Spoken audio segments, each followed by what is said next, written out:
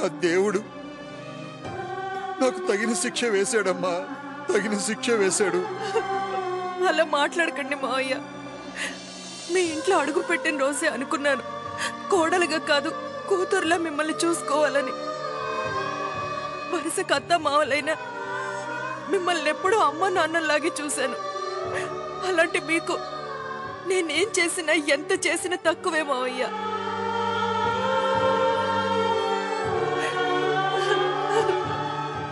అమ్మా, నువ్వు ఇంత చేసినా నీ రుణం ఈ జన్మలో తీర్చుకునే అదృష్టం కూడా లేకుండా పోయిందమ్మా. ఆ రుణం తీర్చుకోకుండానే పోతున్నాను. మీకేం కాలేదు. ఇవాళ రేపు మీకు నయం అవుతుంది. మీరింటికి వస్తారు. అందరం కలిసి ఆనందంగా ఉంటాం మావయ్య. ఎప్పటికైనా నువ్వు ఆదిత్య కలవాలని, మీరిద్దరూ కలిసి ఉంటే చూడాలని ఆశగా ఉందమ్మా.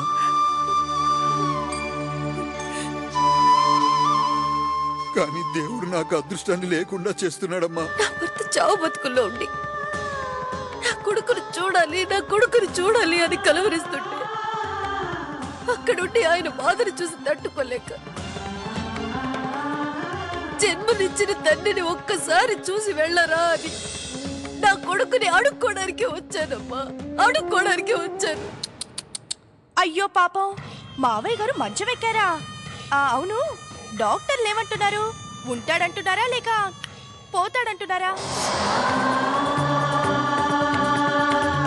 అయ్యో తీసుకెళ్ళండి అత్తయ్య గారు అని నేను, వెళ్దాం పదమ్మా అని ఆయన అనడానికి ఇక్కడ ఎవ్వరూ సిద్ధంగా లేరు. బయలుదేరండి. అది కదమ్మా, వాడంటే ఆయనకి ప్రాణం. ఒకవేళ నీ మొగుడు పోయాడే అనుకో, ఏడవడానికి నువ్వు, నీ కూతురు, నీ పెద్ద కొడులు ఉన్నారు. తలకొరివి పెట్టడానికి నీ పెద్ద కొడుకు ఎలాగూ ఉన్నాడు. ప్రస్తుతానికి అలా కానివ్వు. ఒక్కసారి వాడిని పంపించమ్మా. ఒక్కసారి చెప్తే అర్థం కదా? ఓ చెవిలో జోరిగలాగా ఒకటే నసుకుతున్నావు.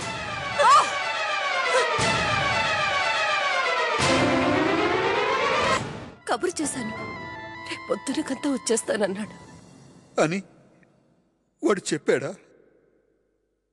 లేక నువ్వు చెప్తున్నావా?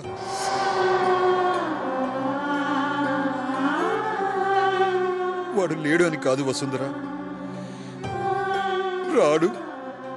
రానన్నాడని చెప్పు.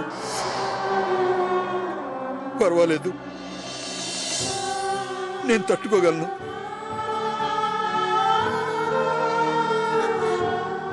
అలాంటిదేమీ లేదండి. వాడు నిజంగానే ఊరెళ్ళాడు. వాడు కొత్తగా పెట్టబోయే బిజినెస్ కి సంబంధించి పార్టీ కూడా చేశారు. ఇదిగో మీకిమ్మని కేక్ కూడా పంపించాడండి.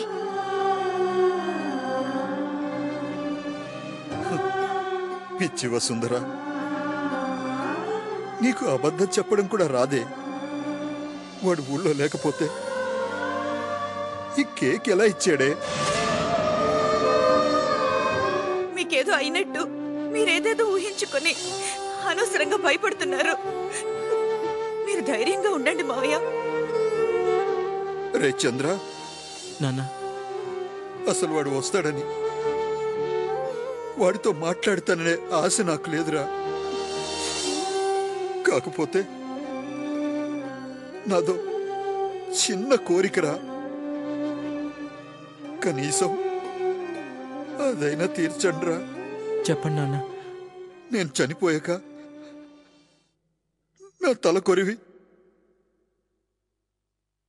ఆదితో పెట్టించండ్రా. నాన్న,